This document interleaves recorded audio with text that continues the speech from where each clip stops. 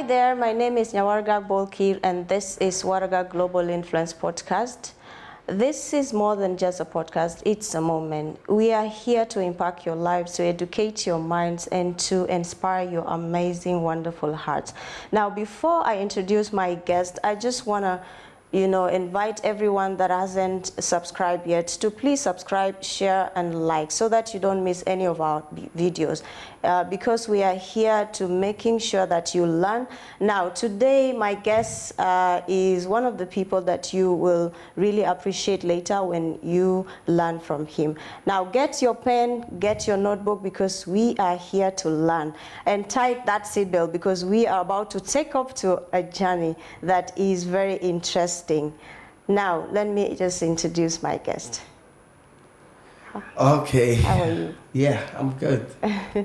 You're welcome to Waraga Global. Thank you. It's my profound honor to be here today and this morning and to come and share with your viewers some of the things that I've done, and hopefully that they should not take the same route that lead to mistake, but learn from, like the proverb says, that smart people learn from their mistake, but wise learn from other people's mistakes. So I hope that they will be wise and learn from our mistakes.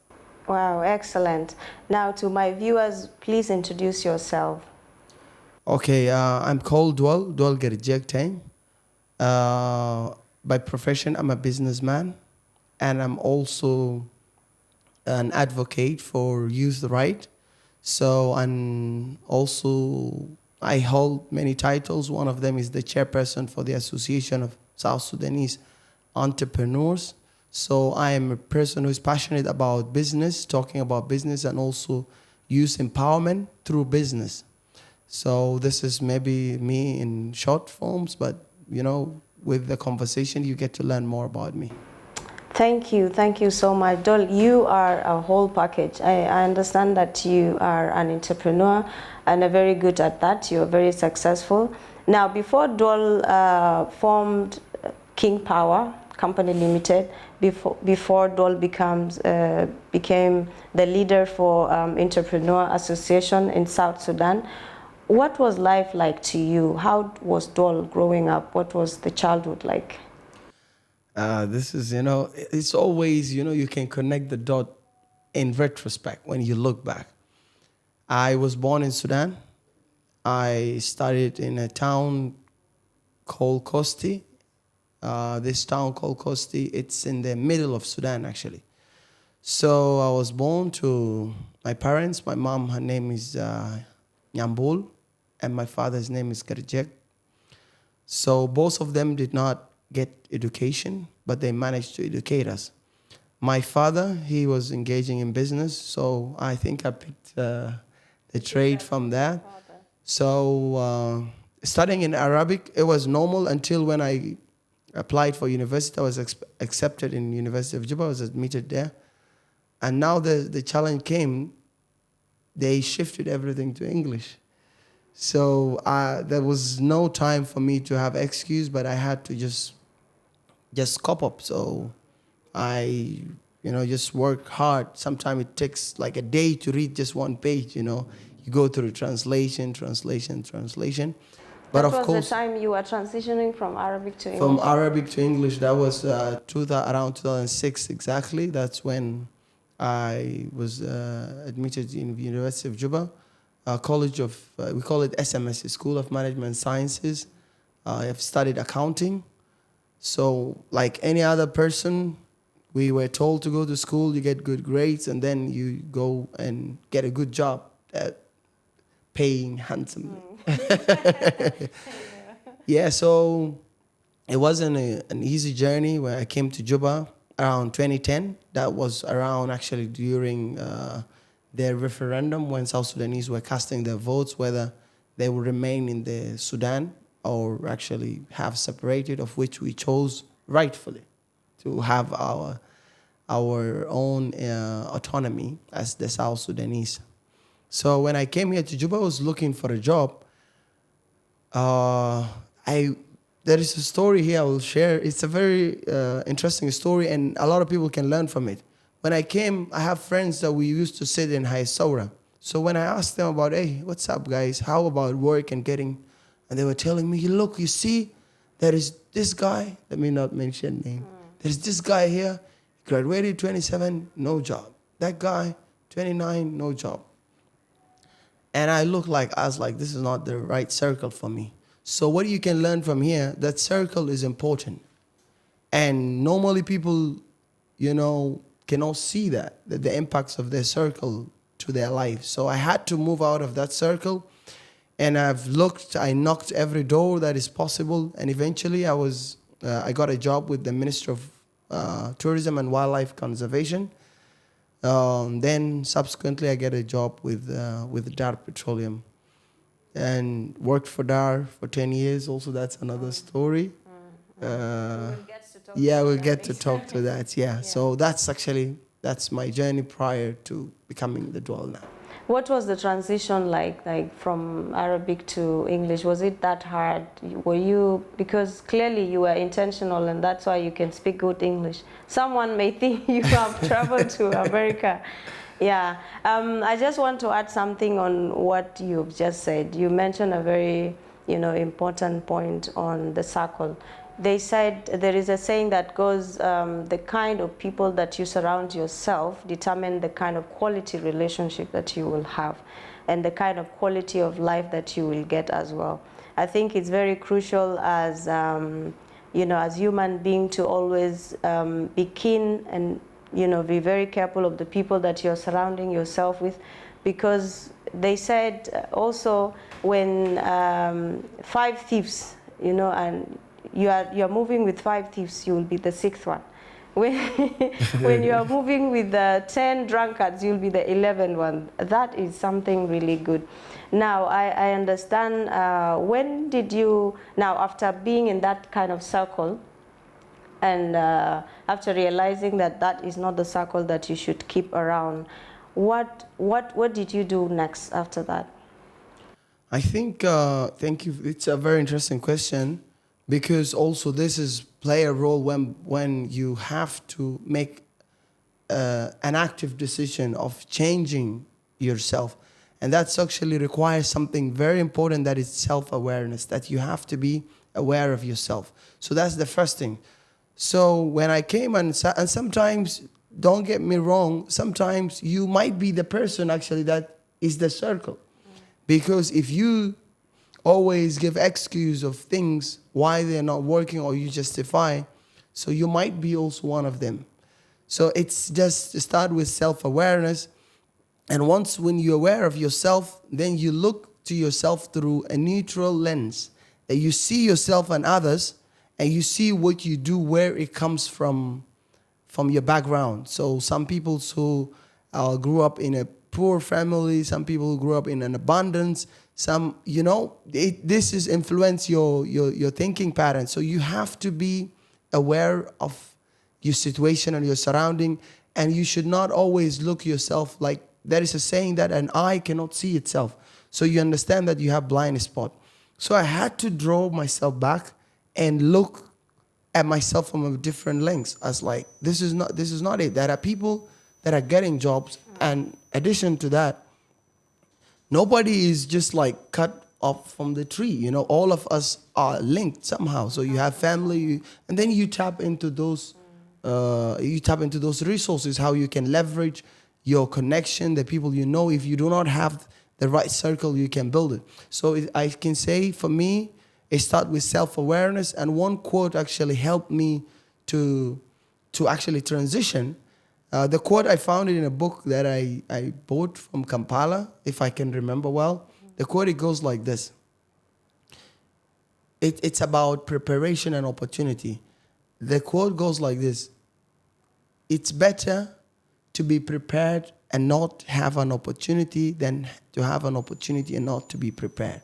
So I could have just sat there in that circle and just not prepare myself. But what I did, I went out, I attended many interviews. I know the formats of the interview, even though some of them did not work, but they shaped the current me and prepared me actually, and it'll actually make me question myself. There are things that now they're exposed. When you bring something to light, it gets exposed. So that's what I can say, it's self-awareness. Self-awareness is very important. Even in business, when we want to venture into something, it's very crucial to first be aware of the kind of person you are so that you know what you can be good at and what you're not good at. When you were venturing into, business, was there somebody that you look up to that really inspire you? Where was the inspiration come from?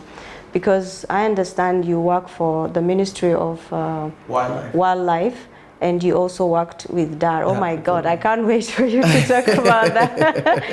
By the way, I've known Duol. Duol is a very good brother. Duol has supported almost everything that I do, especially the initiatives, the community initiative. Duol is always the one that donate the cars, not just cars, to Miss Naz beauty pageant. Thank you, my brother. You've been a good brother. That's just a little things that Respect we can do for you. Thank really. You, sister. Yeah, and I got to know you in Depok, actually, in Dar when you were working there. Where did you get the boldness to quit your job, to resign from Depok? I mean, everyone's dream is Depok. To join Depok. Yeah, everyone's dream is to join Depok and earn some few dollars. So where did you get the boldness and the confidence? Is that coming, was it coming from the self-awareness of knowing yourself, and you were very confident and knew that you would build something? Or did you build something before even quitting your job? Let me just tell you a story about my dad. When I quit Depok, I did not tell him that I quitted Depok, because for him, he did not have education, but he strived that all of us. He took all his children, cousins, younger cousins, and also, how do you call them? My cousins also. So a lot of people he took to school. So to him, it was shocking that what the boy is doing. But for me, because I look up to my father, he himself is a business person and he's a business minded. So people went to him and told him, now your son now will suffer. He left Depok. People. And then he asked me, he's like, I will not question why you left, but I have a series of questions that I want you to answer. First, he told me, this business you live in Depok for is something that you will go and do, or is something that you have been doing? I told him this is something that I've been doing. And then he said, okay. He told me, business, you're like the president. You don't need anybody permission to do anything, especially good things. He said you can just think of something good and you do it. But he told me business also has a downside. If you lose everything, you have two options. The first one, either you run crazy, and then he told me the second one, either you take your life. He told me you have to be aware. So what he was communicating is that I should not attach my sense of self-worth to the business. So to the extent that when it's not there, that's the only thing that define me. So that was wisdom from him. So I'll go back to your questions about how did I, decided to quit Depok. First, it wasn't something that happens overnight. When I started working for Depok, I worked in the first year as hard as anyone can work. But my salary was not increasing. It was just steady. Yes. Yeah, that's the thing about employment. So even if you work hard your salary is still. So I said, okay, I hope that I will be the employee of the year. And then, because I joined 2013, I wasn't the employee of the year. And the person who got the employee of the year is not necessarily working better than me, but she or he was having access to dealing with top management, and that's how they can recognize. So I was like, okay, this one hard works cannot add. So from there I started relaxing, and now started seeing also other ways to generate. And then the crisis of 2013 happened, and now most people lost their job. It was a dark time in South Sudan history.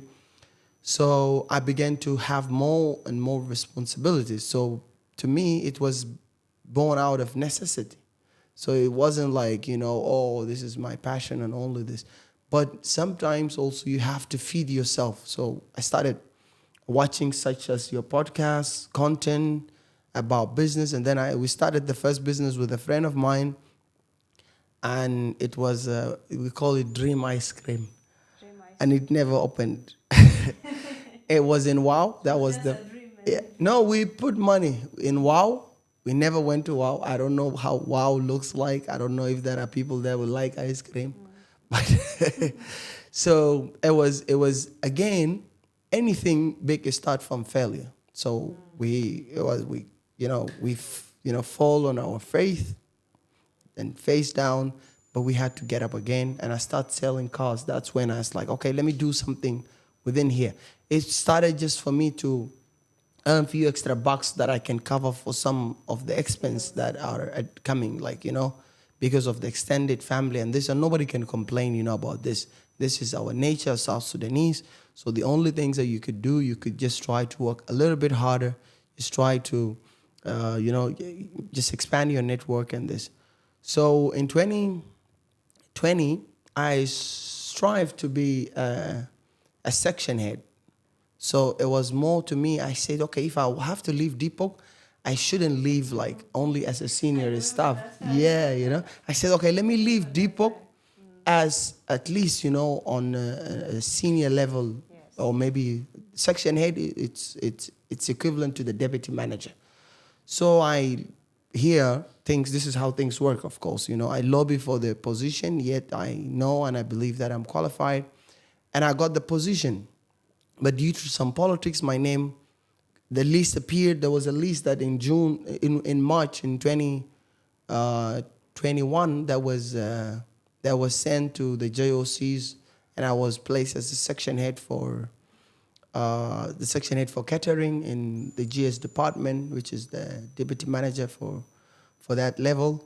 But due to some other issues, my name was dropped due to some politics. But when I looked at it, I was like, okay, why am I trying to get the exit? And then I read a book for the author of not the Think and Grow Rich, the author of Rich Dad and Poor Dad, Robert Kiyosaki. He have a book called Before You Quit Your Job. So, and then I went through the checklist and I found myself, I'm qualified to quit the job. So what I did, I was like, okay, I quit the job and I said, I will cover, because what he said, hard work can cover for a poorly designed business. So I started working like extra hours, when I quit it, eventually in September the same year. So when I quitted the depot, now with the salary, now there is no payment. But the worst things that was with me, it was the mindset of an employee. It took me like years, and that's, of course, that needs God intervention. I think we'll come to that later, because your wisdom is nothing compared to the path that God's, set for you. So I started working hard, doing things. The business started. So you quit you quit, and you haven't started doing stuff. No, actually, I started my business. Okay, I did not come to that. I started doing business of selling cars in 2014. Since 2014 up to 2021, I was doing the side. It was more of a side hustle. But in 2021, when my exit plan failed, then I said, okay, it's just the one-way traffic. I have to leave. So it's not like you will ever be ready to leave a job. It doesn't happen. You will always be underprepared. You always doubt yourself. I remember I made the decision, and when I wrote my resignation letter, and when I submitted it to, there was Mr. Wang. He was the section head for Treasury, the department that I work with in finance. So he did not understand the word resignation in English, so he had to write it in Chinese. Okay, translate. And then when he saw it, he hold his head. He's like, oh my God. You're resigning. I was like, yeah, I'm resigning. And he's like, why? This is deep. This is Deepak, and everybody wants to come here. It's like I told him, I'm gonna pursue business, and I'm gonna pursue my passion, and no regret. But again, it was a moment that it was profound. It only can be done through making the decision, because you will always doubt yourself. So you can never be ready, You just do it, and you hope you build a parachute on your way down.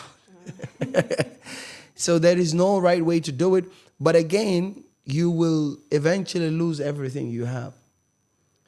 But it comes, of course, it comes with a price. And again, so I'll tell people who think when you leave business, you relax. When you leave employment, that you relax, you do whatever you want to do. That's fantasy. But the reality is, there will be a lot of a sleepless night. You will have employees that they don't care. They want to be paid on time. And you will face a lot of disappointment. People that you think you can rely on, they are not that solid to rely on.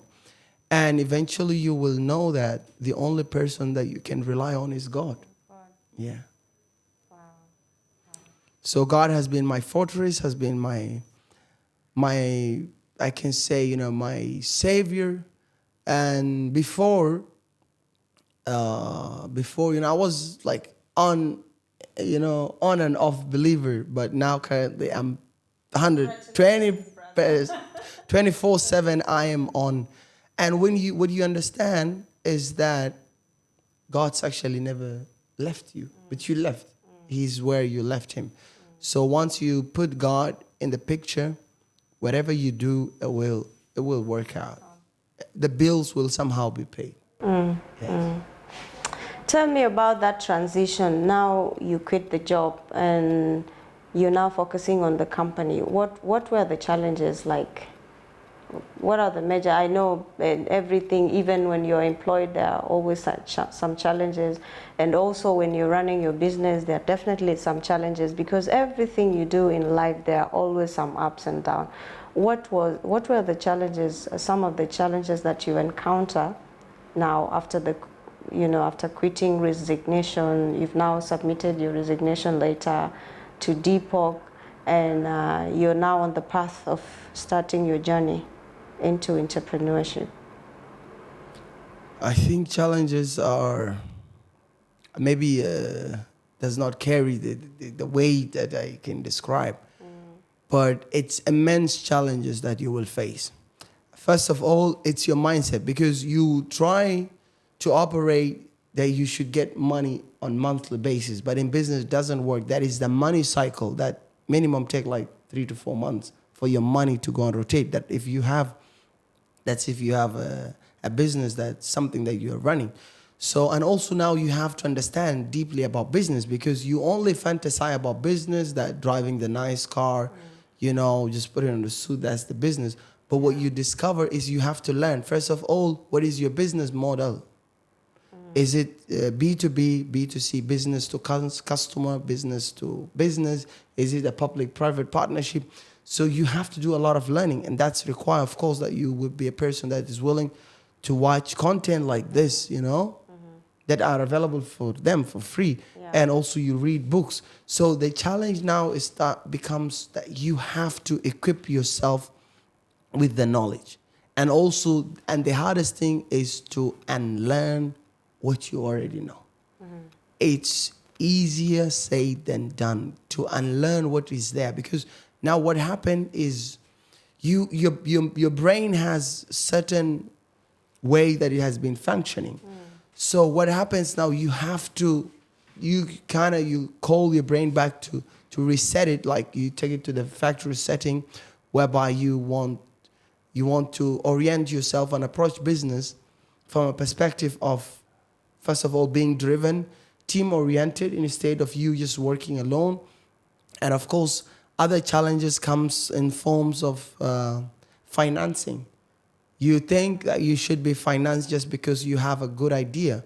And when you go to bank, you will be disappointed. Banks are not made to support entrepreneurs. In the West, in the US, they come up with something called venture capitalists, but we don't, the VC, we don't have it here. But in the future, hopefully, it will be here. So what you understand when you go to the bank, you are like, I have a good idea. This is what is this, whether it's a service or it's a product. Then the bank does not support that. The bank, they fund cash flow against collateral or security. That's what the bank does. And now you'll be shocked. Then you can start complaining, and you might remain in that, complaining zone for a while.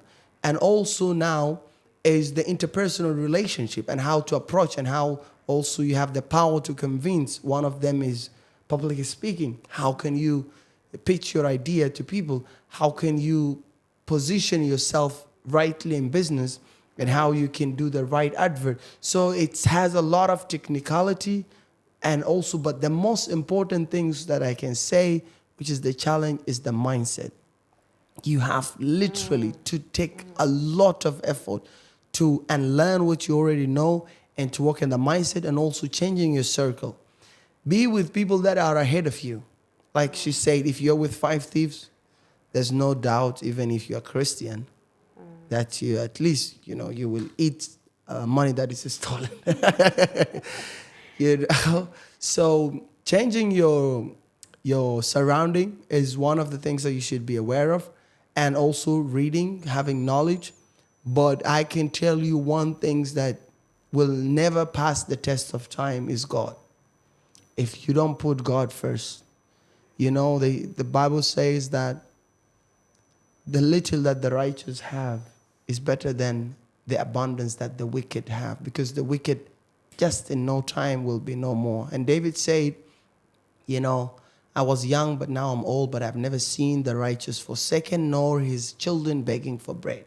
So put God first in anything you do, and he will guide you. Correct. Put God first in anything you do, and he will guide you. That is very insightful and very, eye-opening. Sometimes we need to do away with some of the things. You first have to know the person you are, and then check your circles. Are there people that will encourage you? Are there people that will bring you down, that will make you doubt that what you're doing is not going to work out? Or what kind of people are you surrounding yourself with? And just like DOUL said, God is very important in midst of all the things that you do, because you may have dreams, you lose the direction. Sometimes as human beings, we get confused. But when you are walking with God, indeed, God will intervene and will show you direction and will guide your path, indeed. Now, DOUL, being an entrepreneur, being, in the business of cars, what were you happy after making that decision? Obviously, were you happy that you made the decision? And even after making the decision, were you receiving some of the discouragement as well? Okay, I think everyone in Depok has spoke to me. Everyone. Depok has almost 800 employees. I can say everyone spoke. But they were advising themselves. They were not advising me, actually. They were advising themselves not to do that. It's like, this is a wrong thing. It's a taboo. Should not be done. But was I happy doing that? I can tell you, there is a book called The Courage to be Disliked. It's talk about the Adlerian psychology. It's by a Japanese author called Ikario Kishimi and his co-author called Fumita Koga. They describe happiness as the feeling of contribution, of which I agree. Mm-hmm. If you feel that you are of value to the society, to where you are, that's actually happiness. What I was doing, I was solving problem, because that's basically what business people do. And you solve problems in ways that impact others. True. Because I was providing a product. I bring cars that are of high quality, and also I brand them. So people now in the market, everybody started saying, oh, we need a car from King Power. So it becomes like something everybody that wished for. And then also, people who are outside, sometimes they try to box you. Oh, DOUL, this DOUL, Arabat, okay. But in business, you start with something, but you keep moving. So now the business of car is still moving, but I left it. Now I came and I set a business for the oil sector as a subcontractor. So currently we work with GPOC for their freight forwarding, and also we work for GPOC in the FSF field service facility. These are huge contracts. That's a value of millions. But also you understand when you see numbers, the challenges are also immense. And also I work with Dane also as their forwarding and clearing agent. So you get it, huh? And also I currently now venture into public-private partnership. I work with the government on BOT, build, operate, and transfer. So you get it. So you're not boxed in one thing. So it's a constant learning. What I can tell you, it's fun because you don't know what is next. And that's actually excitement because if you work for a company, you know tomorrow the day is mundane. You just live in the same day over and over. When a business is not like this, you meet new people, you work on something that you put your efforts in, and you get disappointed. And again, it gives you the resilience and just it builds your character, because you cannot be someone that is powerful without going through hardship. And Paul wrote that actually in one of his letters, that, to endure, produce a strong character. And another way it says that, tough time, produce, tough people. Unlike good times which produce weak men, and the cycles continue. But you when you approach it from that perspective, it's excitement. Your life is excited, and also you're creating impact. And with time, as long as you don't give up, listen to this. As long as you don't give up, you will make it. But another thing I add, always put God at the center of your life.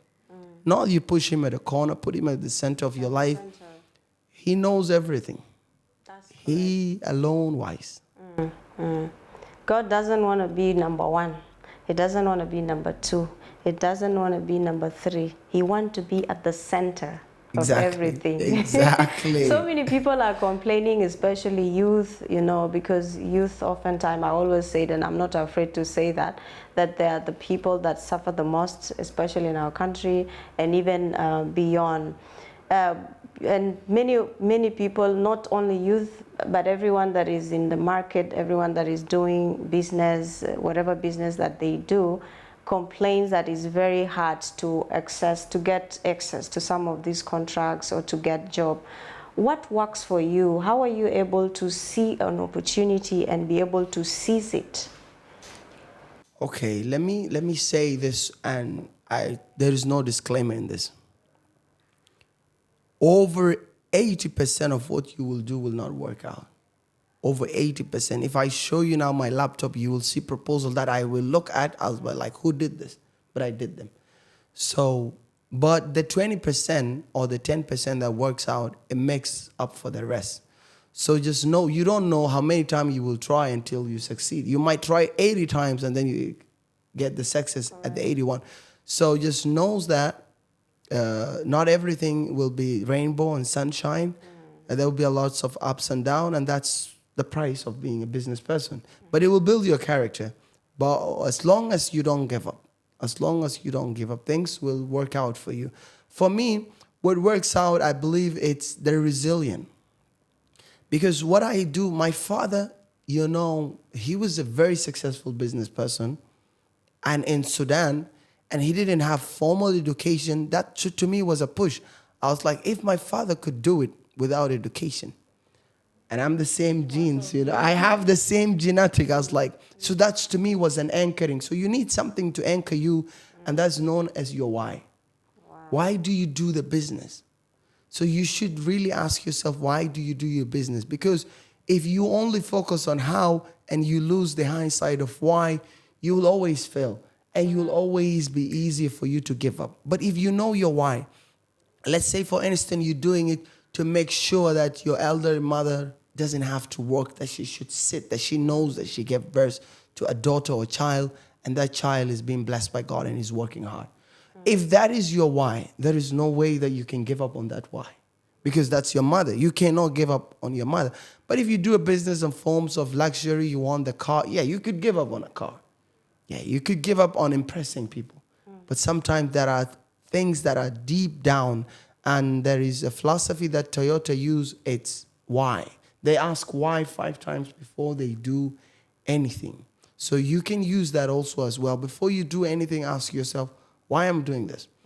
If, let's say, you got a business, your business start working, you want to buy, let's say, a car that is expensive. You ask yourself, why am I buying this car? Okay, I need a ride. Okay, why do I buy this specific car? And it's for this amount. And then you keep anchoring yourself, and then you can, at the fifth why, you get to the root cause of why you're doing this, you know? So some of our motive are covered deeply in layers that are only our convictions, but you have to kick in your self-awareness and use certain mechanism to get yourself. So what I can say is resilient, hardworking, and also leaning on God. Without God, my friend. Without God, it is impossible Yes. to make it. Yes. What advice would you give to people that are procrastinating? Because oftentimes we have people, and I always say, and it's not something new, many people have said this, that the richest place in the whole wide world is the graveyard.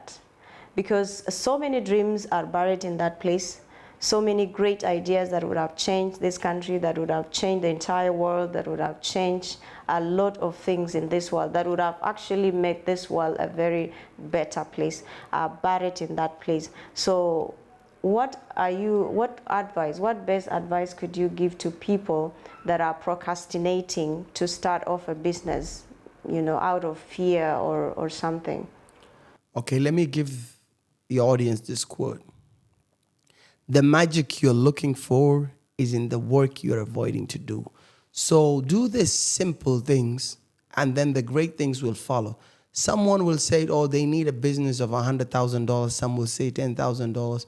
But unless you do the small things, maybe you start by selling receipt, having a shop for mobile money transfer, M-Grush, M-Pesa.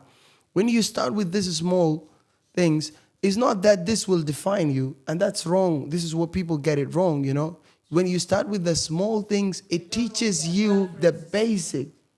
Exactly. It teaches you the basic of the business. You don't care about people, what they say, because you see yourself in the future.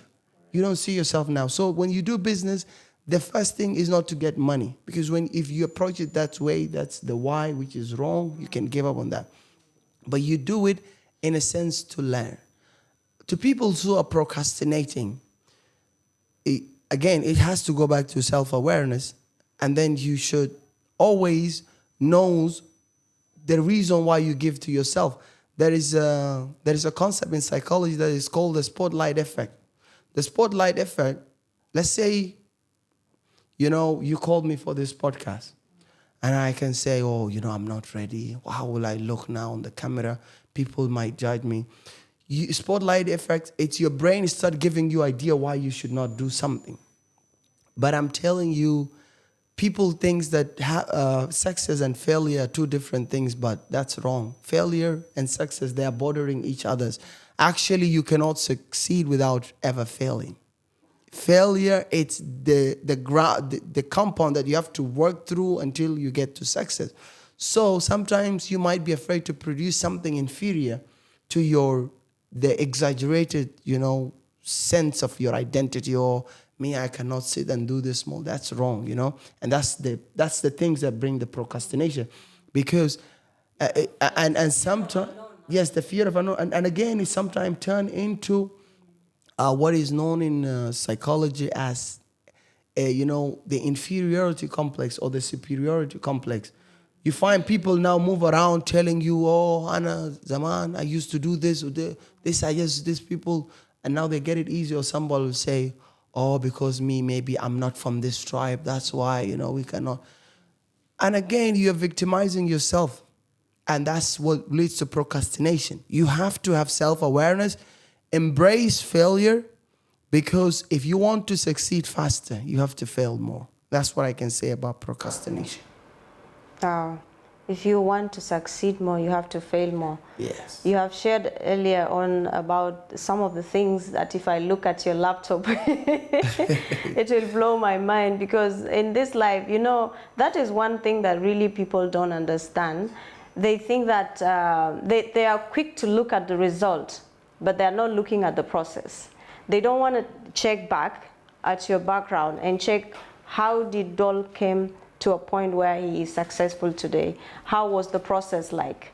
Was DOUL encountering some challenges? You know, people are they just want to see result, and it is really, really very sad, because that's where procrastination and also the fear of thinking that you're not good enough, and also the circles that you keep around it contributes to the person you are, because we are not in any way strong like God. You cannot say, no, I will be with these drunkards and then I will just change them. They will change you to who they are. I think it's important to understand your worth, to know that each and every one in this world is created for something. There is something special in you. Only if you unleash that important gift that God has given to you, you will be surprised of the things that you will do. And also, I think sometimes we need to also, we spoke about it the other day with one of our guests here, the MD of Cooperative Bank, of how also we like to live large. We don't want to accept the things that we have, the salary or whatever that you're generating. We don't want to work with that. We want to, you know, live beyond our means. I think it's one of the things that also, you know, that cannot make you grow your wealth. You know, do you think it does contribute to why so many people are not getting to where they want to get into? Yeah. It's really profound, you know, that.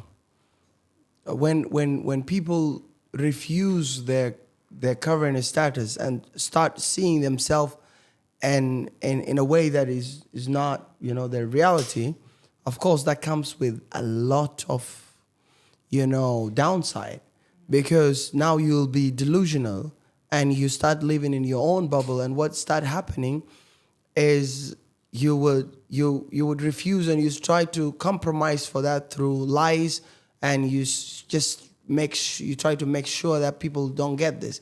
You know, even if you want to come to a place you don't have a car, you will work early and you tell people, oh, I parked my car somewhere. You know, that's actually being delusional, and it can, of course, contribute for a lot of misfortune that people are facing. But I can emphasize the importance of being intellectually humbled. You don't have all the answers. Nobody has all the answers, only God. And with this, I can recommend a book. I've read a lot of books, but I can recommend a book that will change your life. It's the book of Proverbs in the Bible. All the wisdom is there. All the wisdom that you need is there. Read the book of Proverbs and it will change your life. So, of course, I'll emphasize the importance of having a mentor. And to be somebody's mentee, it requires a lot. And it requires sometimes you volunteer. You do for them free work so they teach you. Because not everybody is willing to teach you, you know, because again, why would I do that? Because I see it's a valuable knowledge. So I give it to a person who is willing to go the extra mile. So as you mentioned, of course, a lot of people are being delusional. They do not want to leave their current status. Something that you mentioned is important. You should always try to live below your current means. And I can't stop mentioning God. Put God at the center of your life, and everything will make sense. There will be suffering, but eventually you will triumph. You will triumph. Yeah. Put the God first. I love the person you're becoming. I love the person you're becoming, and that's really true. There's no shortcuts on this. God has to be the center of everything. Now, what are we expecting in King Power in 3-5 years to come? Or let me just put it this way. Let me actually bring it closer to you. What are we expecting DOUL to be like in the next 3-5 years? I don't know if I'm allowed to speak about that. I have some promises from God, very huge promising. But again, you know, the will of God will be done in our life. So I cannot see the future, but I can only hope for the God wills to manifest in my life. And I know it's the best. It's the best for me because the thoughts that God for us are not thoughts of evil. But if we put it in layman's terms, I'm striving to work more with the government because I see myself delivering a lot, because most of people here are getting projects with the government, they do not deliver. So want to change that narrative. Yes, that's South Sudanese, they do not deliver. And that can only be changed by one person. And I hope that I be the example of things that getting done in South Sudan. So there'll be a lot of work with the government, and that's what we're aiming. And also we'll do a lot of partnership, because what I understood in business, a strength of one person will always be a strength of one person. So yes, so you have to have, let's say, a team, and a very solid team of entrepreneurs. The hardest thing is with working with entrepreneurs that you work with people that you cannot tell what to do and you cannot fire them. So, and also you choose people that are strong, that complement your weaknesses. Because again, a chain is as strong as its weakest link. So you have to make sure that you bring people that are powerful. So I'm doing this currently. I'm building my team, or actually we are building actually the team, because is that team from the South Sudanese Entrepreneur Association? South Sudanese. All of them, they're the South Sudanese Entrepreneur Association. So we do cross work. So we work 2 together, 3 together, 4, 5 together, come in harmony and tell people that South Sudanese can indeed have partnership and can do something. So, and we believe God has a lot of promise for South Sudan. Yeah. Are we expecting DOUL to be politicians in years to come, or still let the will of God be done? Yes, this is all I can ought to say. The thing is, the current president that we have, God is pleased with him, and the Bible says, "Do not defy his authority." And we have a current leader that is so merciful, and if you see, and that's actually he's laying the foundation of this nation. And I'm not saying this to sugarcoat things or to just rub somebody back. That's the truth. Is laying a foundation, and the foundation can be laid only through forgiveness, and he is laying this foundation. So what we should do as South Sudanese, we render support to the authorities, because authorities are from God. As you think you have wisdom, but your wisdom is nothing to the wisdom of God. It's just like nothing. It's just like nothing. So God has placed a current president in the role, and he has a purpose to achieve. So instead of us trying to fight and everyone trying to get things on their own way, why don't we just come and just be around him and be the full support and let the will of God be done in our nation? And the plans of God, again, for us are not evil, are good ones. So this is what I can say about this. Politician, I'm not sure, but we'll see. We'll have to see. The truth is, we just have to work with what we have. And where can somebody find this entrepreneur if an entrepreneur want to join this association? I mean, I want to join that too. So I am number one. I want to join that group.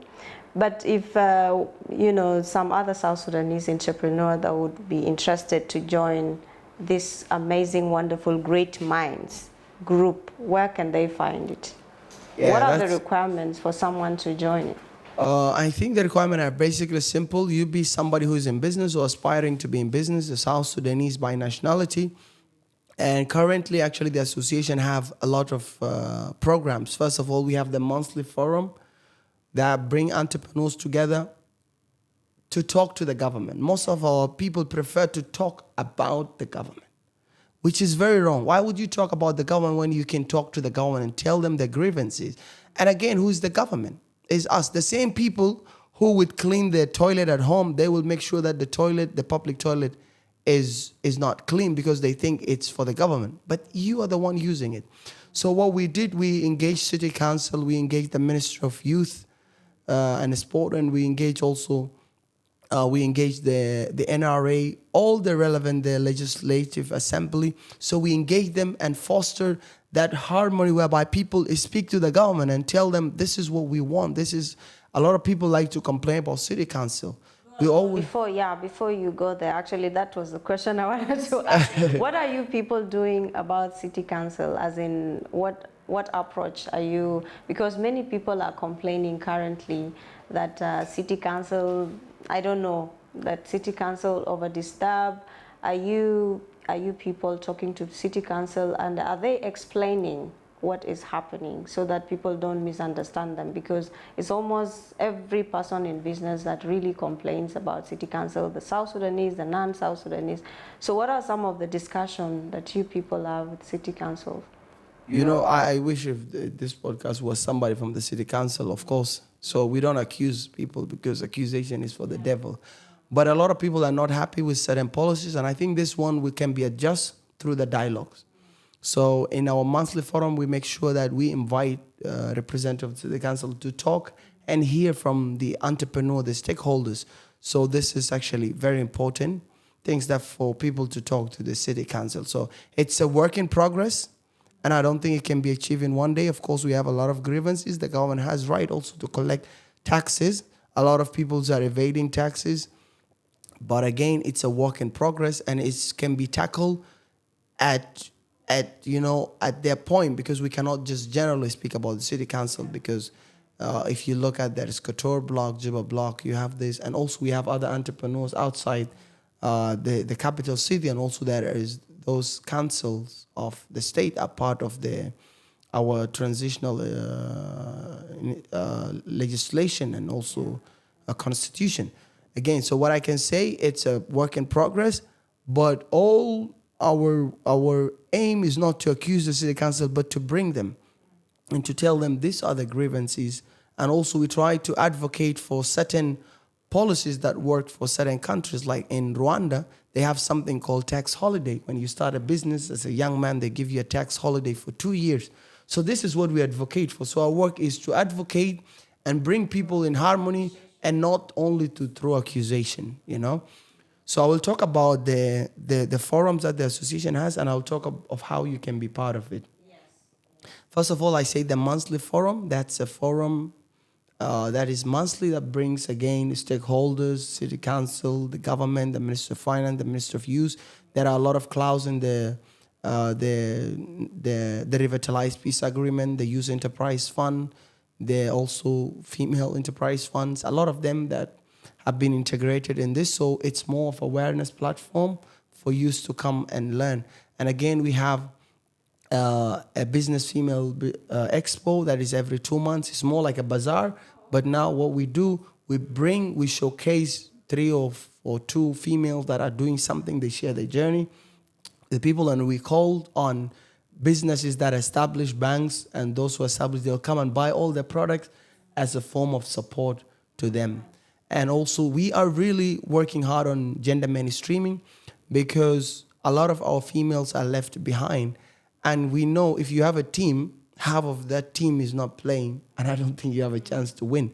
So female constitute almost 50+% of the South Sudan population. And I believe you cannot be winning team if half of the society is left behind. And one of it is awareness, gender mainstreaming, advocating for gender equality, and also the 35% that is guaranteed by the Constitution has to be implemented. If you look across the financial sector, women are very few. NRA, no one there. If you look at NILPED, only you have Nyamal Chad, she is the deputy. If you look to DPOC and GPOC and SPOC, few managers are there. I believe not more than 2 out of 200 and something position.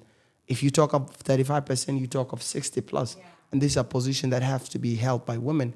Recently, we launched the gender mainstreaming together with the UN, was support with the UNDP and also the UN Women. And currently, we are working to partner also with the UN Women to make sure that the half of the society that is vulnerable, that is left behind, that has to catch, for us, to move forward. On the first question, being part of the association, we have the monthly forum we have a form that you reach out through our Facebook, because most of South Sudan is on Facebook. Our page is Association of South Sudanese Entrepreneurs on Facebook. You reach to us, and then you have a form to fill. We have a fee subscription that is $60 a year. We make it very minimal, but it's monthly. That's mean $5. So this is a chance for you to reach out to us, and also we partner with a lot of other associations that are championing youth advocacy and youth rights. So this is what we do in the association. We try to impact our society because we know youth constitute 72%. Can you imagine, Nyawargak? 72% of South Sudanese are below the age of 27. So that's a useful nation. So if these people are left behind, imagine only what can happen. Yes, of course. So this is the things that we are championing. So our hope in the future, we are working currently to approach the government on an incubation center or an innovation hub, whereby it will serve as a hub to nurture peoples on different, sectors, whether agri-tech, whether in IT, whether in, innovations and other things, just to have an innovation hub whereby have a place for masterclass and other things that will be in the hub, have internet free access for youth, have material for them if they want to build a prototype. So this is our current aim. But the biggest aim that we work on, we understand the challenge. I believe people, maybe they've been watching, but they were asking about the fund. Our goal is to have a bank that primarily focus on funding entrepreneurs, a bank that is primarily focusing on entrepreneurs, because the current financial institution or the banks that exist, this is not their job, this is not their mandate, but we'll do that. Hopefully, we are having now an MOU that is drafted with the business school, University of Juba, for them to help us carry more studies, and also with the Ministry of Youth and also with the Ministry of Gender. So the association is trying just its best within the resources that we have to reach out and make a significant change. Wow, amazing, excellent. You guys are doing great. Now, will you be giving loans in future? Are you looking at funding some of the upcoming entrepreneur, or? That's for me or for the association? For the association. Okay, I'll answer for both. For me, that's something I'll do. I make sure I'll be a venture capitalist. I invest in anyone. That's for me, because again, resources, of course, they are from God, and we have to build a society. And people should not be afraid about people failing, because eventually it happens, but it could also be a learning curve for them. But for the association, yes, the association currently works on programs of mentorship, seek also financing for others, like I told you, make sure that those who have products and those who also look for financial literacy training. Equity Bank is our partner. They gave us the mandate to use their logo, and also they provide us with the financial literacy training. So yes, the association in the future will expand to cover not only the capital, but the entire South Sudan. Okay, amazing. You mentioned the $60. What do $60 go to? So this $60, because when you have a monthly forum, we have a monthly forum, and then we have the gender mainstreaming is every 2 months. We have also the Female Business Expo. You see, if you now have to go and rent a place like Pyramid, these are the one will be used for payment. And the more we have members, this money will increase, and then it will be also channeled for funding and for program like Masterclass, maybe bringing those of Vusi, Timbakwayo, and other people who, have, knowledge, Tony Robbins and others, people that can come and motivate the youth. So this is what the money will be used for in the future. Wow, this is something you should be part of, honestly. I said it earlier on, I'm already part of it. I'm already part of it. This is great initiative, really. Like, you cannot do everything on your own. Sometimes you need this great mind. Sometimes you need such a right circle to be able to create the kind of quality business that you're looking for. Because when you are venturing into business or you already have a business and you are surrounded by such a great minds, there's no doubt that you're going to be mentored correctly and be able to achieve that which you are really desiring to achieve. Now, Duol, I really want to, I want you to advise the viewers. What advice would you give them? Okay. Let me put in mind what advice I needed when I started the business. The advice that I give you is nothing comes easy. For everything there is a price. But I will repeat the quote that I just said. The magic you're looking for is in the work you're avoiding to do. So do not avoid work. Start. Don't wait for things to be perfect. I myself, one of my weaknesses and strength is I'm a perfectionist. It's so bad, it can get to extent that you never do anything. But what I can tell you, you can overcome it by trying to produce something that you see inferior, but sometimes you will be blown by the feedback. Some of them, of course, will be negative. And again, whoever is built by the praising of other people also will be destroyed by the criticism. So don't regard people's opinions so much. Just start doing something because the time is now. The most important thing is put God at the center of your life. Wow, amazing. I want you to give them one more advice in regards to maybe somebody is thinking right now that I want to quit my job. Like, what is that one thing that they can walk away with? I know you've already taken us through, which really appreciate. You've taken us through your journey of quitting your job and how you resign and how you transition from resigning to now becoming your own boss, I would say. So what is that one thing that they should do? Okay, for somebody who is an employee and currently working for someone and then wants to resign, what I can tell you, you don't just fantasize about resigning. So you will be, those are called want-entrepreneurs. They are not entrepreneurs. So they want to be entrepreneurs. So the advice is here, have an exit plan. You don't just wake up today and decide that I want to, that it doesn't work. Have an exit plan of maybe 2 to 3 years and work on it. And you set certain goals that bills, certain money that will pay your bills for a certain amounts of beyond 6 months. And then you can pursue what you want. And you do it now with the aim to learn. So having an exit plan is paramount for your success. And also working hard. You cannot learn to work smart if you do not work hard. So working hard is very important. And then from there, you will learn to work smart. Again, have an exit plan. Don't just wake up and just decide to leave. You've heard, Duol. Oh my God! Don't just wake up and just walk away because you will suffer. Have an exit plan. Plan yourself out. When he walked away, he didn't just walk away. He had some plan in place. And this reminds me of one of my mentor, John C. Maxwell, that always says, and he said that in regards to procrastination. To you, who is procrastination? You can do this. Maybe it will work for you. This 50 rule, where you say to yourself, do it now 50 times.